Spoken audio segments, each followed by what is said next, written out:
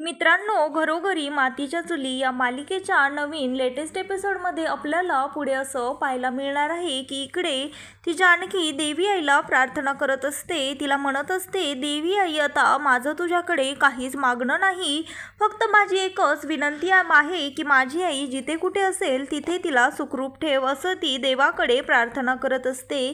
त्यानंतर ती खाली बघते तर तिथे आई आहे असं लिहिलेलं असतं. त्यानंतर ते पाहून ती रडायला लागते आणि म्हणते, ऋषिकेश, खरंच माझी आई जिवंत आहे हे तिनेच लिहिलेलं आहे. हे बघा ना, आई हा शब्द तर तिने तिच्या रक्ताने कोरला आहे. ती इथेच कुठेतरी असेल, ह्या मंदिराच्याच परिसरामध्ये आहे. ती आत्ता इथे आली होती असं ती त्या ऋषिकेशला सांगत असते. ऋषिकेश त्या जानकीला म्हणतो, अगं तू हे काय बोलत आहेस, तुझी आई इथे कशी असेल? त्यावर ती म्हणते, कशी नसू शकते, तुम्ही विचार करा ना, आत्ताच आपण आईचा शोध घेत होतो आणि त्यावेळेसच हे असं आई आहे आपल्याला दिसावं कुंकवाने लिहिलेलं आहे आणि आहे हा शब्द रक्ताने लिहिलेला आहे. तुम्हीच बघा ना ऋषिकेश एकदा इकडे. त्यानंतर ती म्हणते, मला खात्री आहे हे माझ्या आईनेच तिच्या रक्ताने आहे हे लिहिलेलं आहे.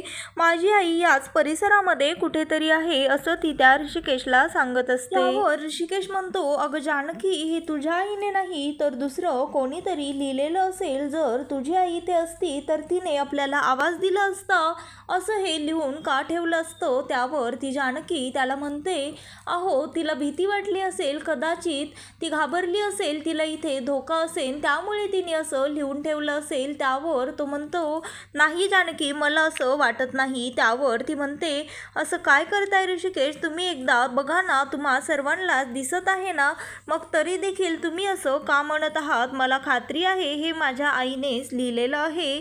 चला ना, आपण तिला इथेच कुठेतरी शोधूयात, असं ती जानकी त्या ऋषिकेशला म्हणत असते. ती सौमित्रा म्हणते, अगं जानकी, पण हे कसं शक्य आहे? आपण व्हिडिओ पाहिला आहे ना, त्यामध्ये आपण तुझ्या आईला चक्क बुडताना पाहिले. त्यावर ती म्हणते, नाही आई, माझी आई जिवंत आहे, तिला स्विमिंग करता येत होतं. तर ती म्हणते, कारण आई ती कॉलेजमध्ये असताना स्विमिंग चॅम्पियन होते, मग ती मरू कशी शकते? हे ऐकून सौमित्राला धक्का बसतो. त्यानंतर इकडे ऐश्वर्या त्या लताबाईला सापडण्यासाठी बाहेर आलेली असते आणि जानकी देखील तिथेच तिच्या आईला सापडत असते. तोच ऋषिकेशची नजर ऐश्वर्यावर पडते आणि त्यानंतर तो ऋषिकेश ऐश्वर्याजवळ येतो आणि तिला विचारायला लागतो, काय ग, तू इथे काय करत आहेस? तू त्या लताबाईंना शोधत आहेस ना? त्यावर ती म्हणते, अहो ऋषिकेश दादा, तुम्ही हे काय बोलत आहात आणि मी का त्यांना सापडू? त्यावर तो म्हणतो, खोटं बोलू नकोस, मला माहीत आहे तू त्यांना इथे बघितलंस. त्यावर ती म्हणते, मी त्यांना इथे कसं बघू शकते, त्या तर जिवंतच नाहीये. त्यावर तो म्हणतो, खरंच भोळेपणाचा आणायला किती कष्ट घ्यावे लागतात ना. खरं सांग, लताबाई जिवंत आहेत हे तुला माहीत आहे ना? त्यावर ती म्हणते, अहो तुम्ही हे काय बोलत आहात, मला काहीच समजत नाही. तो जानकी देखील तिथे येते आणि त्यानंतर ती म्हणते, काय झालं ऋषिकेश? त्यावर तो म्हणतो, जानकी, तुझ्या आईला आपण शोधत आहोत असं नाहीये, ही ऐश्वर्या देखील तुझ्या आईला शोधत आहे.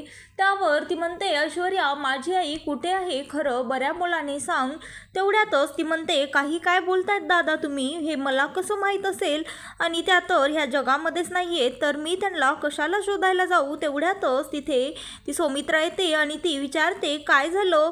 त्यावर म्हणतो, लताबाई आपल्यासमोर येऊच नये अशी सोय केली असेल कोणीतरी, हो ना ऐश्वर्या? तर ती ऐश्वर्या म्हणते, हे बघा ऋषिकेश दादा, तुम्ही म्हणाला येईल ते वाटेल ते बोलू नका, मी काही एक केलेलं नाहीये. त्यावर ती जानकी म्हणते, अगं हे कुठं म्हणाले की तू काही केलेलं आहेस? चोराच्या मनात चांदणं असं आहे का? ती त्या ऐश्वर्याला विचारते. त्यावर ती ऐश्वर्या म्हणते, आई हो, तुम्हीच बघा ना, हे दोघं मला कशा प्रकारे माझ्यावर संशय घेत आहेत, मला त्रास देत आहेत. मी तर फक्त देवळाच्या बाहेर येऊन उभा राहिली होते आणि लताबाई मला कशा दिसतील, त्या तर मेल्या आहेत ना. त्यावर ती जानकी म्हणते, माझी आई जिवंत आहे आणि इथेच आहे, काळजी करू नको, मी तिला लवकरच सापडेन. आणि त्यानंतर त्यांचं हे सर्व बोलणं लताबाई दुरूनच ऐकत असते. त्यावर ऐश्वर्या तिला विचारते, तू कशावरून म्हणत आहेस की तुझी आई जिवंत आहे? त्यावर ती जानकी म्हणते, कारण मला माहीत आहे माझ्या आईला पोहता येतं, त्यामुळे ती बुडून मरू शकत नाही. खरंच माझ्या आईला शोधून काढणार आणि तुझा खोटारडा चेहरा देखील सर्वांसमोर आणणार आणि तू कशी आहेस हे देखील सिद्ध करणार. हे त्यांचं त्यांचं सर्व बोलणं लताबाई इकडे एका झाडाच्या मागे लपून ऐकत असते, कारण तिला वाटत असतं जर तिला ऐश्वर्याने पाहिलं तर ती आणखी तिला किडनॅप करेन, तिला ढकलून देईल, मारून टाकेन. तर सौमित्रा म्हणते, बास करा ग, निदान देवाच्या दारामध्ये तरी भांडू नका. हे बघ जानकी, ना तुझी इथे आई आली होती, नाही ही मुलगी तिला सापडत इथे मंदिराच्या बाहेर आली होती. तू उगाचच आईच्या काळजीपोटी व्याकुळ होऊन त्या ऐश्वर्यावर दोष देऊ नकोस, तिला भांडू नकोस असं म्हणून ती म्हणते, चल ऐश्वर्या आपण घरी जाऊया. त्यानंतर ऐश्वर्या त्यांना म्हणते, मी आलेच, तुम्ही आई व्हा पुढे. त्यानंतर ती गुंडांना त्याच्या कॉल करते आणि म्हणते, तुम्ही काय करत आहात? तुम्हाला ती बाई दिसली की नाही? ती बाई मला आत्ता या मंदिराच्या परिसरामध्ये दिसली होती, त्यामुळे तुम्ही देखील इथेच येऊन त्या बाईला सापडा आणि कसल्याही हालतमध्ये ती लताबाई सापडलीच पाहिजे असं ती त्या गुंडांना धमकावून ऐश्वर्या सांगत असते. त्यानंतर ती तिथनं गुंडांना कॉल करून सौमित्रासोबत घरी येते आणि इकडे ऋषिकेश आणि जानकी देखील घरी आलेले असतात. ऋषिकेश त्या जानकीला म्हणत असतो, जानकी तू आता उगाचच काळजी करू नकोस, तुझ्या आईला काहीही होणार नाही.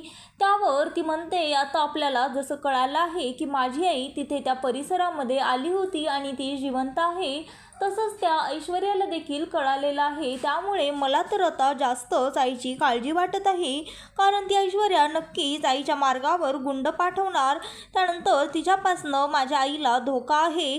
त्यावर तो म्हणतो, तू काळजी करू नको, कारण आणखी आपल्या हाती असा कुठलाही पुरावा लागला नाही की ज्यातनं सिद्ध होतं तुझी आई जिवंत आहे. त्यावर ती जानकी रडत रडत म्हणते, तुम्ही असं कसं म्हणता ऋषिकेश? ते देवाने आपल्याला कौल देखील दिला होता आणि ते मंदिरामध्ये माझ्या आईने रक्ताने लिहिलेलं होतं, ते फक्त एक आईच करू शकते. त्यावर ऋषिकेश म्हणतो, अगं जानकी ते तर कोणीही लिहू शकतं. त्यावर ती जानकी म्हणते, ठीक आहे तुमचा विश्वास नाहीये तर माझ्यावर. तो म्हणतो, अगं मी असं म्हणत नाही, पण तू जरा पॅनिक होऊ नको, शांत राहा. त्यानंतर इकडे लताबाई त्या मंदिरामध्ये देवी आई समोर रडत असते, तिची प्रार्थना करत असते आणि तिला सांगत असते की देवी आई, मी माझ्या लेकीच्या अगदी जवळ आले होते, पण तिची आणि माझी भेट होण्याआधीच त्या ऐश्वर्याने मला पाहिलं.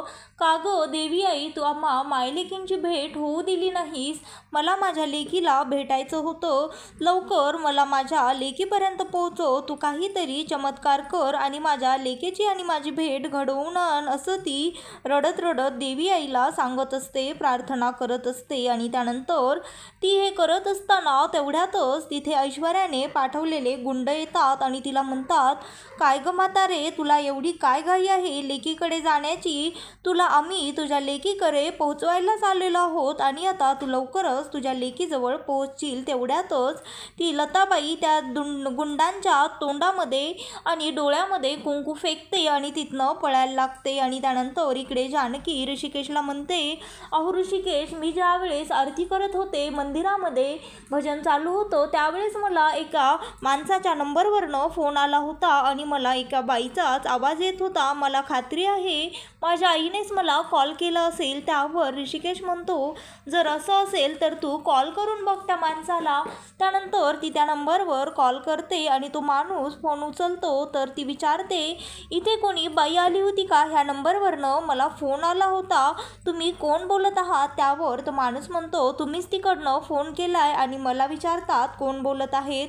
तेव्हा तुम्ही इथे कोणतीही बाई नाही आहे, कारण तो माणूसाने ड्रिंक केलेली असते. आणि त्यानंतर इकडे ती ऐश्वर्या त्या गुंडांना कॉल करून विचारते, काय झालं, ती बाई तुमच्या हाती लागली की नाही? त्यावर ते गुंड म्हणतात, ती बाई आमच्या डोळ्यासमोरच होती, आम्ही तिला पकडलं देखील होतं, पण ती तिथनं पळ काढून पळून गेली. तिने आमच्या डोळ्यामध्ये कुंकू फेकलं आणि ती आमच्या हातामधनं निसटती. हे ऐकून ती ऐश्वर्या फारच चिडते, तिला फार राग येतो. ती म्हणते, एवढंसं सुद्धा काम तुम्हाला जमत नाही, तुम्ही कशाला गुंड झाला आहात? तुम्हाला साध्या एका म्हातारीला देखील पकडता येत नाही, तुम्ही काही कामाचे नाही येत, असं ती त्या गुंडांना म्हणते. त्यानंतर ते गुंड त्या ऐश्वर्याला म्हणतात, काळजी करू नका मॅडम, एवढ्या वेळेस आम्हाला माफ करा, पुढच्या 2 दिवसांच्या आत ती बाई तुमच्या डोळ्याच्या समोर असेल. त्यावर ती बाई म्हणते, तिला डोळ्याच्या समोर नाही तर ती जिथे कुठे दिसेल तिथे तिचा काटा काढून टाका, कारण ती बाई खूप तिच्या तिच्या लेकीसारखी शातीर आहे. त्यानंतर इकडे ती जानकी आणि सौमित्रा, अवंतिका सगळ्याच जणी गणपतीसाठी मोदक आणि लाडू करत असतात. त्यावर ती अवंतिका त्या दोघींना विचारते, हे मकर कसं झालं आहे, कोणतं छान आहे, असं ती मोबाईलवर त्या मकरचे फोटो दाखवून तिला विचारत असते. त्यावर ती म्हणत असते, हे तर फारच छान आहे ग, पण हे कोणी केलं, तू केलंस का? त्यावर ती म्हणते, नाही, हे मी केलं नाहीये. त्यावर त्या सौमित्राच्या डोळ्यामध्ये पाणी येतं, कारण तिला सारंगची आठवण आलेली असते. त्यावर ती म्हणते, आज एवढा गणपतीचा सण आहे आणि या सणामध्ये माझा सारंग आपल्या घरामध्ये नाहीये. पहिल्या वेळेसच असं होत आहे की आपण सारंगला सोडून हे करत आहोत. सारंग जर असता तर त्याने अगदी छान गणपतीचं मखर बनवलं असतं. त्यावर ती अवंतिका म्हणते, आई, काळजी करू नकात आणि रडू नकात, हे मखर देखील सारंग भाऊजीनेच बनवून पाठवलेलं आहे. यावर्षी देखील गणपती सारंग भाऊजीने बनवलेल्या मखरामध्येच बसणार आहेत बरं का आई, असं ती त्या सौमित्राला सांगत असते. तर ती जानकी त्या सौमित्राला म्हणते, आई, असं सणासुदीचं डोळ्यामध्ये पाणी आणू नकात.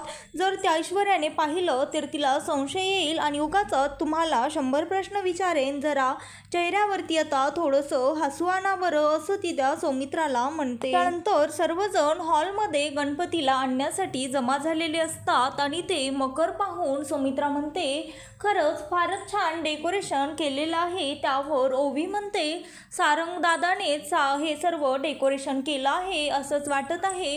त्यावर नाना म्हणतात, हो ना, खरंच असं डेकोरेशन फक्त सारंगच करू शकतो, आणि त्यांच्या डोळ्यामध्ये पाणी येतं. त्यानंतर इकडे सारंग घरी जाण्यासाठी गणपतीला आणण्यासाठी तयार झालेला असतो.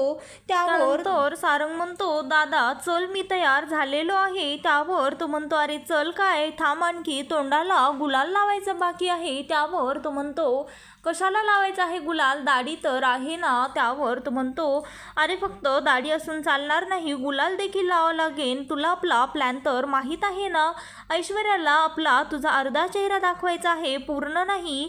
तिला घाबरवायचं आहे, तिच्या मनामध्ये फक्त डाऊट क्रिएट करायचा आहे. त्यामुळे हा गुलाल तुला लावावाच लागेल, असं तो त्या सारंगला सांगत असतो. त्यानंतर तो म्हणतो, ठीक आहे, लाव मग मला गुलाल. त्यानंतर तो सारंग त्याच्या चेहऱ्यावरती गुलाल लावतो आणि त्यानंतर तो सारंग त्या सौमित्राला म्हणतो, बघ आता एक दिवस तू कसं माझ्या चेहऱ्यावर गुलाल लावलायस ना, असंच त्या ऐश्वर्याच्या तोंडाला मी काळं लावेन, फक्त हा आपला एवढा प्लॅन सक्सेस होऊ दे. त्यावर सौमित्र म्हणतो, ठीक आहे, पण चल आता, उशीर व्हायला नको. आणि त्यानंतर इकडे ऐश्वर्या लताबाईची ते गुंड तिने सापडण्यासाठी पाठवले असतात. तिला त्यांचा फोनची वाट बघत बसलेली असते. तेवढ्यातच त्यांचा फोन येतो आणि ती म्हणते, अरे किती वेळ झालं मी वाट बघत आहे तुमच्या फोनची, तुम्ही काय करत आहात, सापडली का ती म्हातारी? त्यावर ते गुंड म्हणतात, नाही, आणखीन तरी ती आम्हाला सापडलेली नाहीये. त्यावर ती म्हणते, मग तुम्ही काय करत आहात, अशी कुठे निघून गेली ती म्हातारी, सापडा पटकन तिला. त्यानंतर तेवढ्यातच तिथे सौमित्रा येते आणि सौमित्रा म्हणते, काय ग, तू कोणाशी बोलत होतीस आणि काय सापडायचं आहे, आणि तू अशी डचकलीस का बरं मला पाहून? त्यावर ती म्हणते, नाही आई, तसं काही नाही, तुम्ही असं अचानक आलात ना, त्यामुळे थोडीशी घाबरली होते. त्यावर ती ऐश्वर्या म्हणते, काही नाही आई, मी तर ते माझ्या घरी कॉल केला होता, माझ्या आईशी मी बोलत होते. त्यावर ती म्हणते, बोला ना, तुम्ही इथे कशासाठी आला आहात? त्यावर ती म्हणते, अगं तू इथे अशी खोलीमध्येच बसून राहणार आहेस का? बाहेर सगळेजण जमा झाले आहेत, आपल्या घरी गणपती येत आहेत, चल लवकर तू पण खाली. त्यानंतर त्या दोघी जणी देखील खाली जातात आणि इकडे ओवी, ऋषिकेश आणि त्यांच्या घरातले सर्वच मिळून ते गणपती घरामध्ये आणत असतात आणि सगळेजण गणपतीसमोर नाचत असतात, ढोल वाजवत असतात. तेवढ्यात ओवी आणि जानकी फुगडी देखील गणपती समोर खेळतात आणि हा सर्व त्यांच्या घरामध्ये गणपतीचा उत्सव जल्लोष चालू असतो. त्यामध्येच ते गुंडे देखील तिथे सामील होतात आणि इकडे ती लताबाई तिच्या घरापर्यंत पोहोचलेलीच असते. तेवढ्यातच ते गुंडे तिला तोंड दाबून त्यांच्या गाडीमध्ये बसवून टाकतात आणि त्यानंतर ती गाडी त्या गणपती समोरून ते नेत असतात त्यावेळेस मात्र त्या जानकीच्या मनामध्ये असं विचार येतो की हे एवढ्या गर्दीमध्ये ही गाडी कोणाची असेल, यामध्ये माझी आई तर नसेल ना, असं तिच्या मनामध्ये वाटतं. त्यानंतर ती त्या गाडीच्या जवळ जाते, कारण ते गाडीवाला ड्रायव्हर सारखं हॉर्न देत असतो आणि त्यानंतर ती त्या गाडीच्या खिडकीमधनं वाकून बघते तर तिथे तिला आतमध्ये ते गुंडे दिसतात, पण त्यांच्या चेहऱ्याला गुलाल लावलेला असतो त्यामुळे तिला फारसा त्यांचा चेहरा दिसत नाही. आणि इकडे नाना एकटेच सारंगच्या आठवणीमध्ये एका कोपऱ्यामध्ये रडत बसलेले असतात. त्यानंतर ती खिडकी उघडायला सांगते, पण ते गुंडे काही ती खिडकी उघडत नाहीत आणि त्यानंतर ती गाडी पुढे जाते. तेवढ्यात तिला तिच्या आईचा पदर बाहेर दिसतो. तर मित्रांनो, घरोघरी मातीच्या चुली या मालिकेचे नवनवीन लेटेस्ट एपिसोड पाहण्यासाठी आत्ता चॅनलला लाईक, शेअर आणि सबस्क्राईब मात्र नक्की करा. व्हिडिओ आवडले असल्यास कमेंट देखील करा.